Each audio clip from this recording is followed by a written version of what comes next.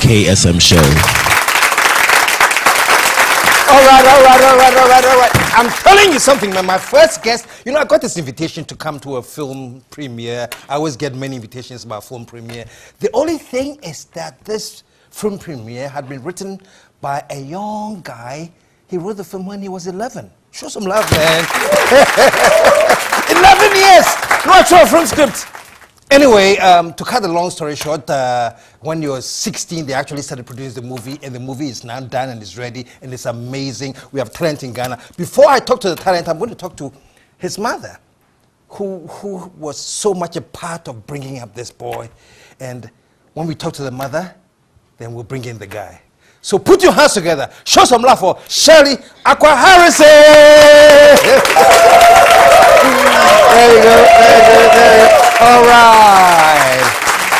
Oh, welcome to the show. Thank you. Thank you so much. Wow, good to have you here. We're going to take a small commercial break. When we come back, the show will begin. Okay. Stick around, folks. We'll be right back. Shirley, welcome again to the show.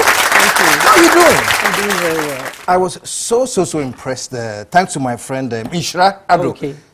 He sent me this invitation. Says this guy is a genius, and you're premiering his film. You have to come and see this. And I couldn't resist the creativity of an 11-year-old guy. Well, when he wrote the film, he was 11. Yes. Tell me a little bit about him. Gilbert, when he was young, he really was exhibiting a lot of signs that show that he was not an ordinary child. He was actually my second born, and I had seen how the firstborn was.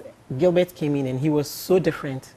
At a point, I remember his nursery teacher called me and said she had taught in the nursery class for over 20 years and she hadn't seen a child like Gilbert. Wow. So I should take good care of him. Wow. But you know, I was busy chasing money as a single mother. I was busy chasing money, so I wasn't really too particular about him. But I realized that his big brother draws. At a point, he would write the story and the big brother would draw the characters. I see. And apparently they were taking that to school and having their friends read and pay 20 pesos for reading, etc. So oh, they were making money already. Yes, I was called by the school authorities that my children were actually trading in school because people were paying, and the children were very in love with the stories. Wow. And they actually paid for it? Yeah, they'll pay to read. Break time, they'll pay, gather and read. I love them.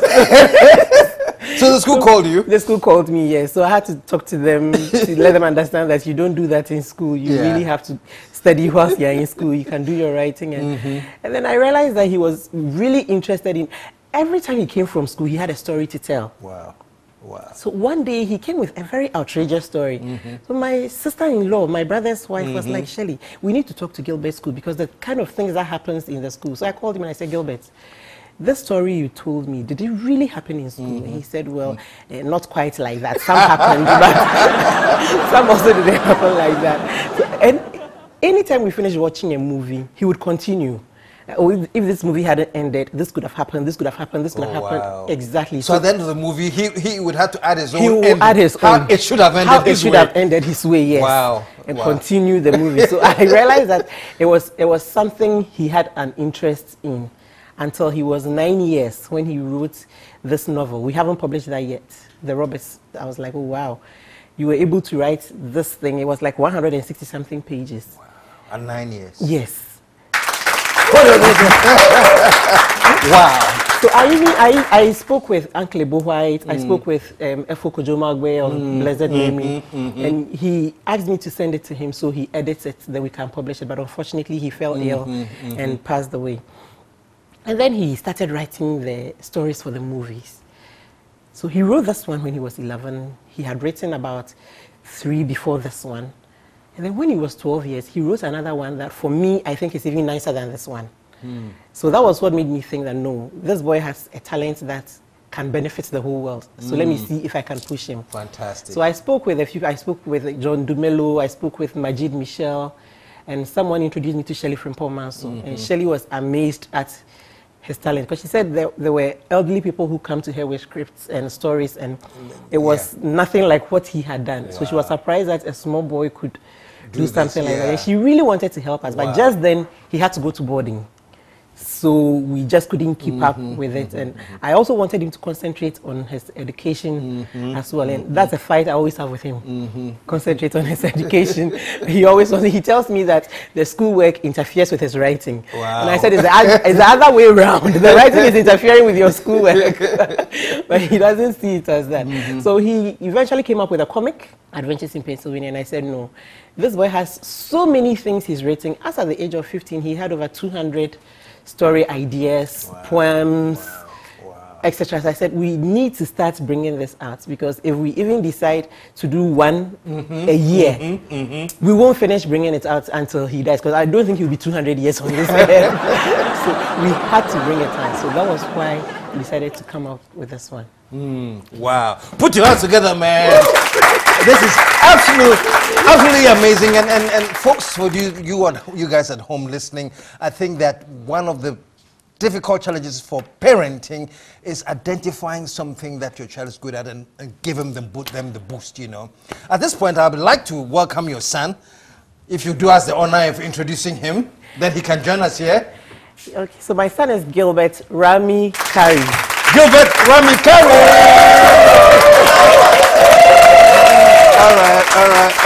All right. Gilbert, welcome to the show. Thank you very much. Wow. I was at your film premiere. I was stunned. I'm not saying this just, I was stunned. And folks, let's take a minute before we talk to him. Let's look at just a slight clip from his movie that he wrote when he was 11. Take a look at this.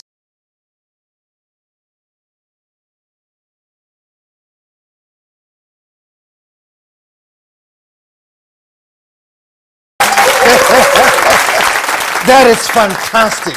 I want to start from where your comment your mother has made, that at some point you think the schooling was interfering with your creativity. I said that the schoolwork gets in the way of the writing. So I would like to put it aside, work on the writing, and then learn on the side. But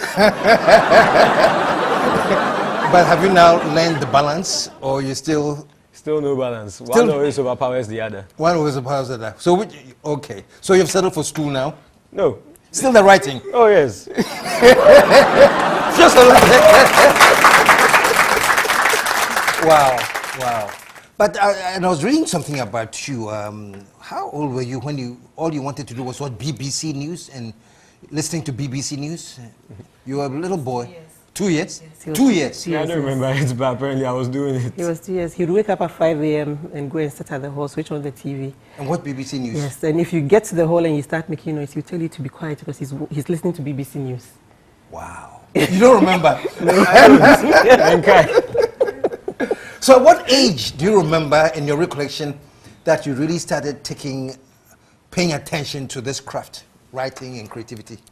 I can remember doing this at 4 years old when we were watching Titanic. Then at the ending, when Jack died, I didn't like that at all. Like, it didn't agree with me.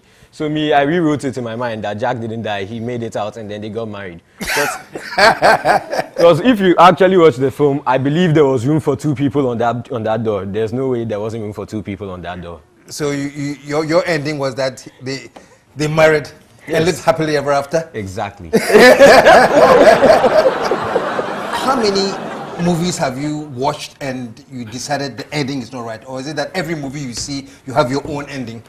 I think I was more of a critic when I was younger, because these days I have the mindset that everybody has the way they want to tell their own story. So I accept the endings, but then every now and then that side of me comes back and says, nah, this has to change. I wouldn't have done it this way.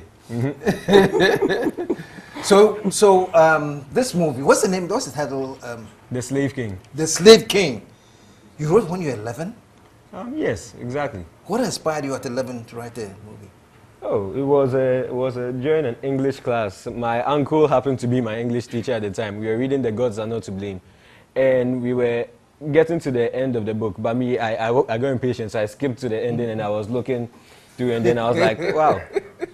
So then when I read it and I realized that I had never written something of this nature, and I was like, oh, if Ola Rotimi has done it, then why can't I? So I sat down, I wrote a story that I believe represented the roots of Africa, talking about our villages, life within the villages. And then it just happened to be about slavery. So then I realized that there's a story I could tell about slavery, about how you can be in a difficult situation, you can always make it out, about how difficult forgiveness might be to, you know, to give out. And also, I wanted to talk about a cliche that is often found in movies about how evil never pays. Yeah, so at the end of the day, it all came together to give the slave king that we have today. Fantastic, man. Fantastic. And it's absolutely awesome, by the way. I mean, and especially when you're watching it and you have to remind yourself that this was written when the guy was 11, you know. Sometimes you just get drowned in the story and forget, you know, and then wonder how. Whoa. So, Shelley, what do you think of your son? You're happy? Yeah, I think he has an amazing talent. He has an amazing talent, and it's a God-given talent. And for me, I think he needs the support. He needs the support. I want him to go to school. I want him to finish school, and I'm going to insist that he does that. At least the first degree, I'm going to insist that it happens. I'm going to insist that it happens, but at the same time, I want to encourage that gift. Yeah. Because he gets so excited when something he's written is appreciated by someone. So, and I think that is not because he's my son, because I'm very critical of him. He always says it, but his story ideas are very good, and sometimes I wonder how he comes by it. So I would want to do anything possible I can to support that talent, because eventually it will benefit the whole world. He tells me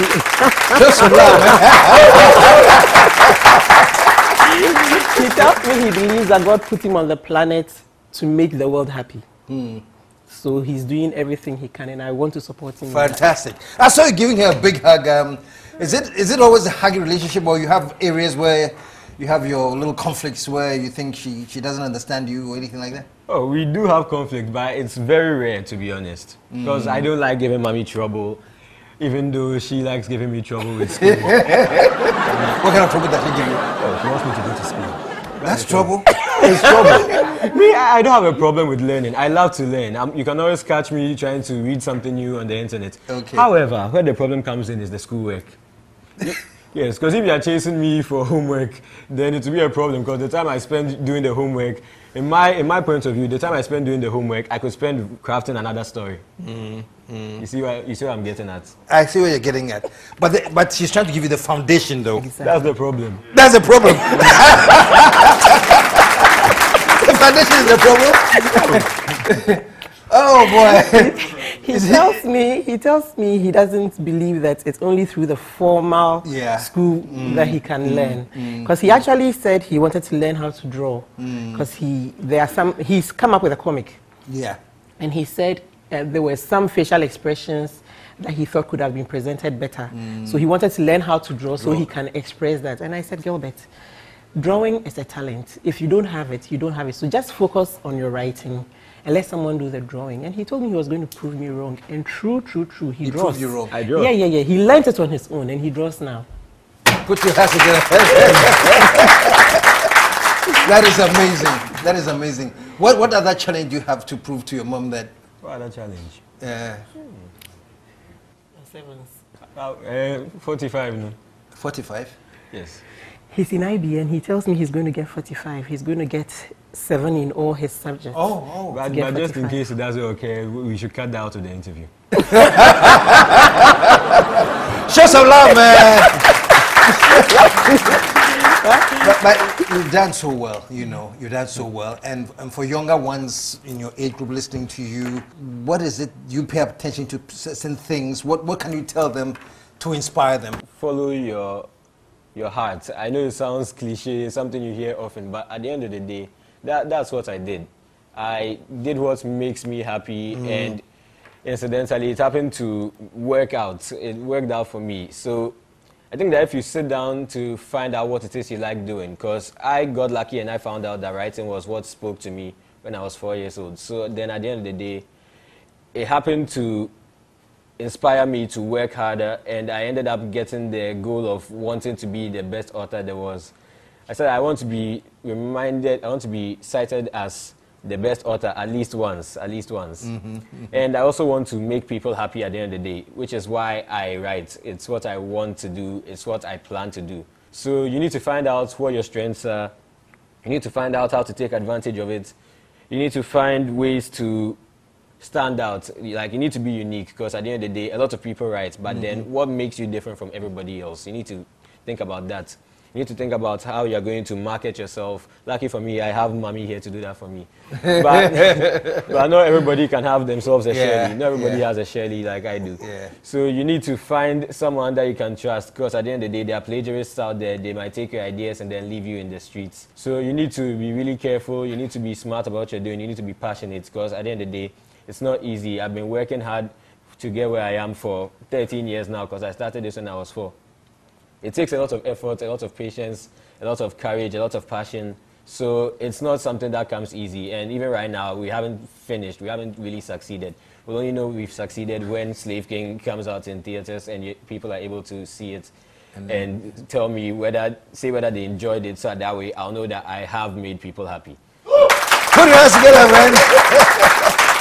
Oh, Shirley, thank you so much. And for those of you out there, you know, do you want to reach out to any particular? Yes, we actually need all the support we can, because as I rightly said, I'm a single parent taking care of him, and I had to finance this movie myself. I'm doing everything myself. I had to actually liquidate my treasury bill to be able to do this. Yes, so we need every kind of support we can get to help us do this, because I don't see it as something that is just for him or for me, because if he goes out there, is going to give that awareness to Ghana as a whole, and even Africa. So anybody out there who can offer any kind of help. So far, there have been some people who have been helpful, and I appreciate all that. Fantastic. Is there a number they can contact you on? Yes, 0244-625-838. Okay. Yes. And the number is right there on your screen right now. Everybody interested in supporting talent, creativity, there's a chance. And you've seen this guy. This guy is amazing. Hey, whatever you can do to help, feel free. Shirley, thank you so much. And and I'll pick you up from here because you're far away. Thank you so much. Thank you. And stick around, folks. We'll be right back. If you reach for that remote, I will bite you. The KSM Show will be right back.